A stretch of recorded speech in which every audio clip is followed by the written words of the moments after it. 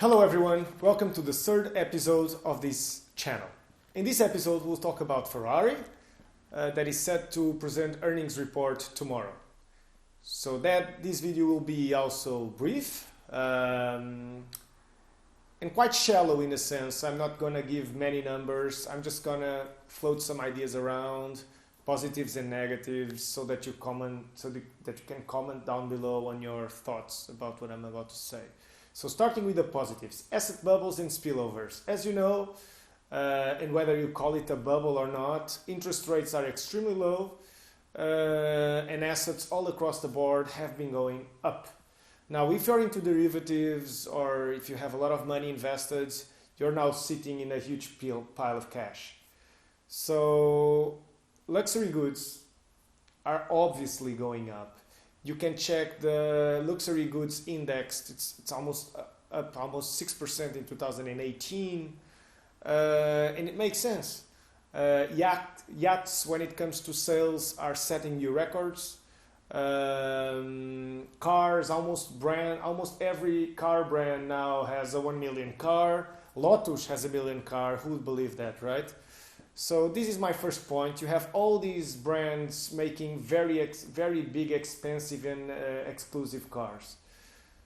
Now Ferrari, the CEO mentioned in the last call the high margin that Monza comes with. So the last model, the Monza SP1 or SP2 with a price tag of 1.5 million, if I recall it correctly, it has very high margins for Ferrari, and the cost of producing, of course, stays more or less the same. Of course, it's almost all carbon fiber.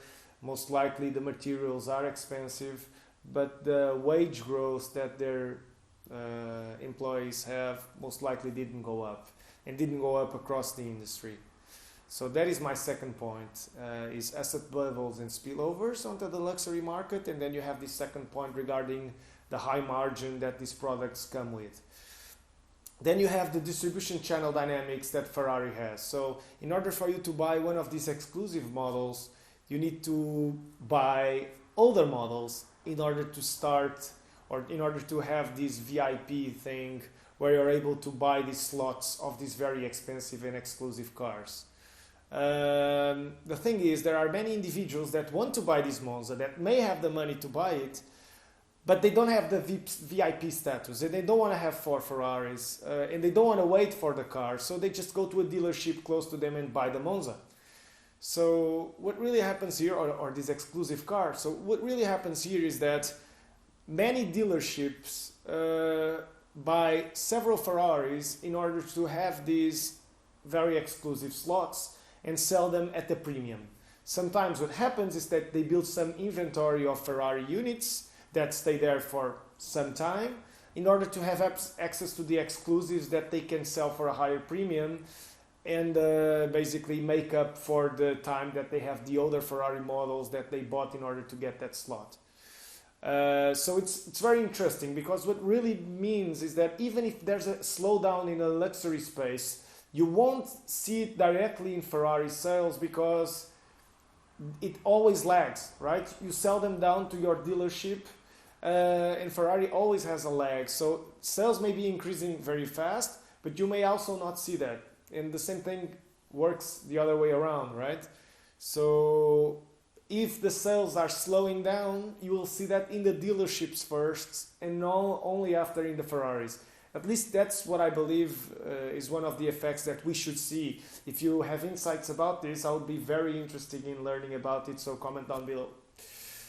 And then you have brand recognition and customer preference, right? So the name that Ferrari already has. People, when they think about very expensive and fast cars, I think Ferrari really dominates the space. On top of this, and my last point, which is a little bit residual when it comes for Ferrari, but that I've mentioned in Tesla video, is the services that you're able to sell on top of the cars that you have on the streets. So Tesla, it's closing up to 1 million units. So when you provide digital services, Tesla, as I spoke about, it can be Tesla Music, Tesla Video, Tesla whatever you want to call it, Tesla Network in the car, whatever you want it.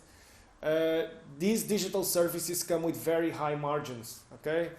Unlike the cars and when it comes to Tesla. When it comes to Ferrari, it's not that similar because you sell very high margin cars, but then you have a very limited base to monetize on the streets when it comes to services. Okay, so now with the negatives. There are two main points I'm going to speak about in the negatives. One of them is going to be tariffs, and the other is going to be high or CO2 emissions. So as you know, Ferrari has very high, or their cars have very high CO2 emissions. Thus, in the European Union, they tend to pay extremely high amounts of taxes. Now, these taxes vary from country to country. For instance, in Spain, you have a cap, but in Portugal, you have no cap, so cars can come out 150k more expensive or 100k more expensive than they are when they come out of the factory. So with regards to tariffs, there have been arising several tensions between the EU and the US, with Trump even threatening several sanctions on EU manufacturers, which makes sense considering that US cars tend to have high levels of emissions and tend to be substantially more expensive in the EU. Particularly in Portugal, where you have no cap on emission prices, cars can really go skyrocketing when it comes to price if they have high emission levels. So these are the two biggest points that I've recalled. If you remember any other point when it comes to positives and negatives that you want to share about, please leave it down in the comments so that I can do a video afterwards speaking about the pluses and the negatives that I didn't brought up in this video. Please remember that I didn't touch on valuations, I didn't touch on 6K filings, buybacks.